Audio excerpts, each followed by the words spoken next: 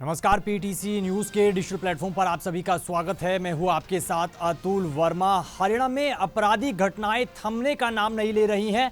बदमाशों के हौसले यहां पर बुलंद है और एक बड़ी खबर पानीपत से निकल कर आ रही है। पानीपत में जेजेपी के नेता रविंदर मीणा की गोली मारकर हत्या कर दी गई है और बताया जा रहा है कि परिवार के 2 लोगों को भी गोली लगी है, जिन्हें गंभीर हालत में अस्पताल में भर्ती करवाया गया है। पूरा मामला क्या कुछ है, इस खबर पर हमारे संवाददाता सुनील फोन लाइन पर हमारे साथ जुड़ रहे हैं। सुरेंद्र हमारे साथ फोन लाइन पर जुड़ रहे हैं। सुरेंद्र, पूरा मामला क्या कुछ है और ये घटना कब की है, बताइएगा।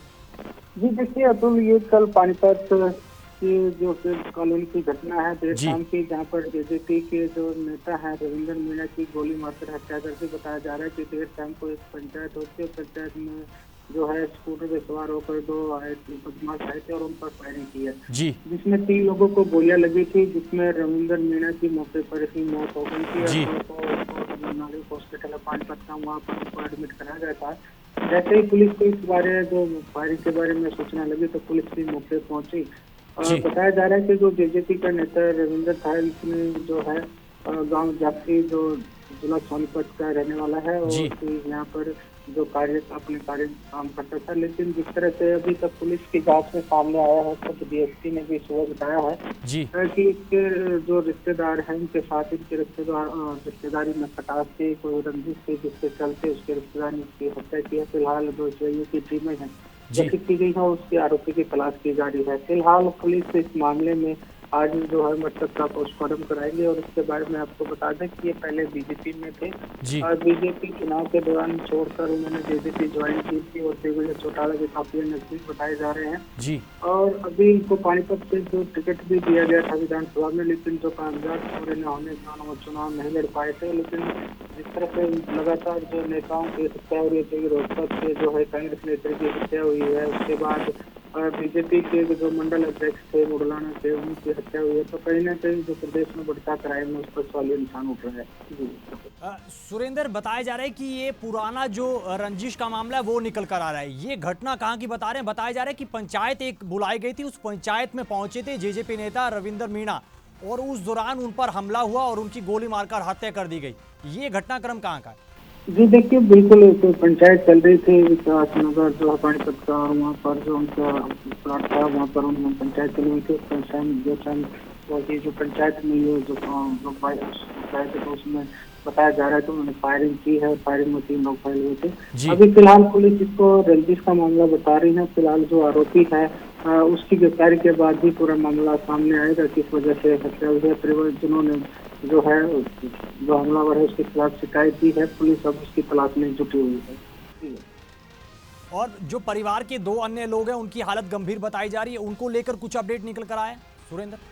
जी बिल्कुल, जो जैसे उनको सारे जो घायल हुए थे उसके मीणा उनकी तो मौके में मौत, लेकिन उसके बाद उन्हें गोली लगने के बाद जो हॉस्पिटल ले जाया तो उन्हें मरने की कोशिश कर दिया गया। लेकिन जो उसके 2 परिवार के लोग थे उनको भी गोलियां लगी हैं, उनकी नाजुक बनी हुई है। फिलहाल जो डॉक्टर है उनकी हालत को लेकर बनी हुई है।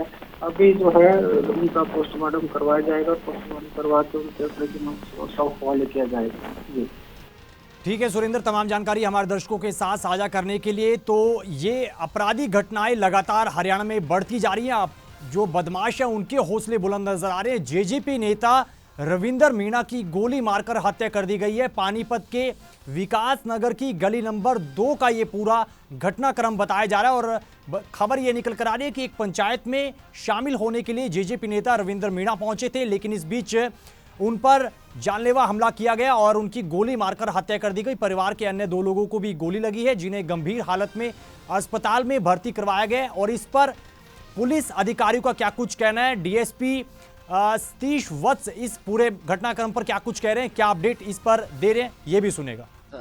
विकास नगर जो सेक्टर 29 थाना में हमारे पड़ता है, उसमें रविंद्र नाम के लड़के की हत्या की गई है और जो कंप्लेंट हमारे पास आई है उसके हिसाब से ये आपसी रिश्तों में कोई दरार थी, उस रंजिश के कारण ये हत्या की गई है। दोनों आपस में रिश्तेदार थे और 2 लोगों पर इन्होंने आरोप लगाया है और उनके विरुद्ध एफआईआर दर्ज कर ली है और अभी लाश का पोस्टमार्टम करवाया जाएगा सुबह और इसमें हमने हमारी सीआईए की टीमें लगी हुई हैं और आरोपियों की बड़ी जोर शोर से उनकी तलाश कर रही हैं और शीघ्र ही हम उनको गिरफ्तार कर लेंगे। कितने लोगों को गोली मारी आरोपी ने?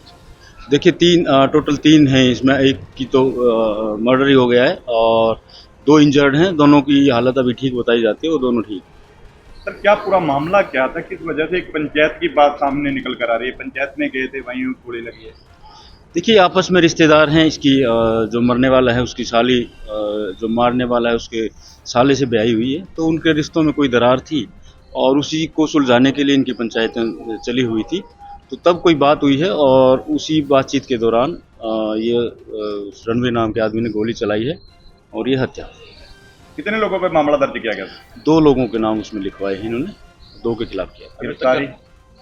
गिरफ्तारी के लिए प्रयास जारी हैं। टीमें, मैंने बताया आपको, हमारी सीआईए की टीमें लगी हुई हैं, रात से ही वो कार्य कर रही हैं।